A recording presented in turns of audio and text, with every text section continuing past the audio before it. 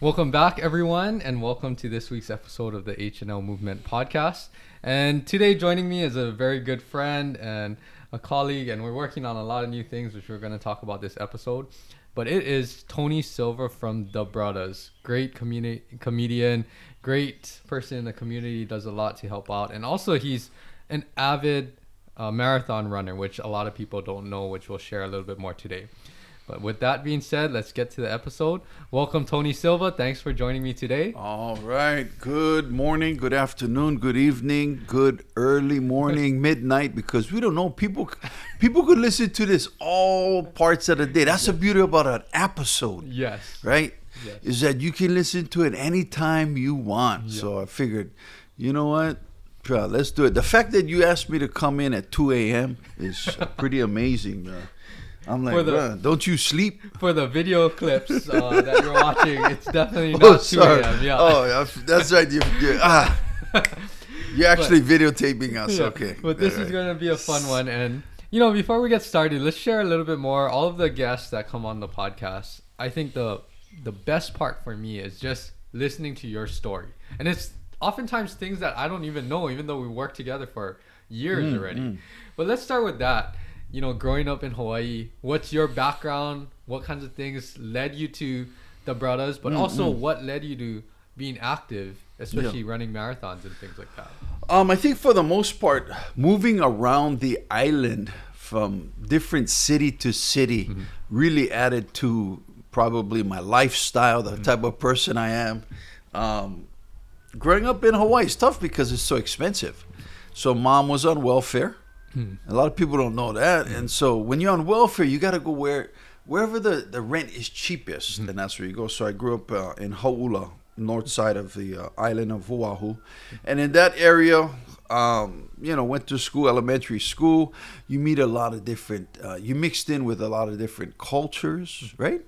And at a very young age, I started kind of impersonating people. That included all of my Samoan friends. Whenever you had to stay late after school and mom wasn't home, my mom was a bartender, so a lot of times I had to stay over at my friend's house. Okay. And most of them were Samoan cultured, so I'd come over and, in a matter of weeks, you learn about the Samoan culture. Yeah. So people always say, oh, how come you know a lot about Samoan people and the culture? It's because I kind of grew up in it. You know, you listen to it long enough, and the next thing you know, you think you're Samoan. Yeah. And then this was the best. This was the turning point of my life. I think I was in 4th grade. I was acting up, and then the lady we were with called my mom, say, your son is being very rude, and what should I do? And my mom said, oh, you can go ahead and give him lickings. Yeah. I was getting lickings from my friend's mom, who I knew very well. But I was like, wow, I felt so dejected and like rejected and like, wow, what's going on? How come, she doesn't even know me? But that's how that's family life. And but my travels took me Kailua, Kanioi, Waipahu.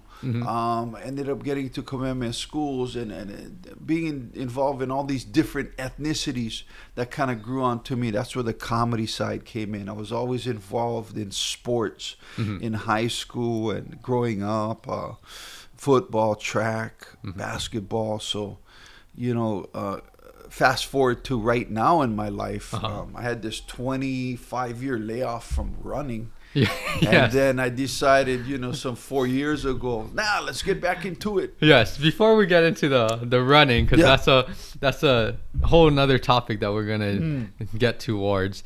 But let's talk about growing up, moving around a lot. When did you start at Kamehameha schools?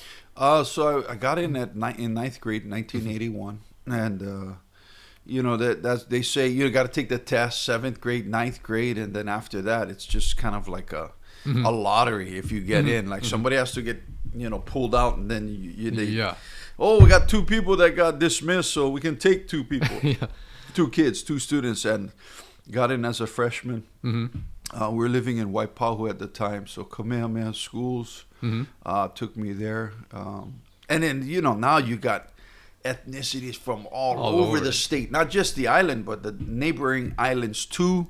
And so name it, Hawaiian Korean, Hawaiian Vietnamese, Yeah. Hawaiian Samoan, Hawaiian Japanese, Hawaiian, Yeah. Kazakhstanian, I don't know. Yeah. You name it. Yeah. It was there. There, yeah. Like, wow. Yeah.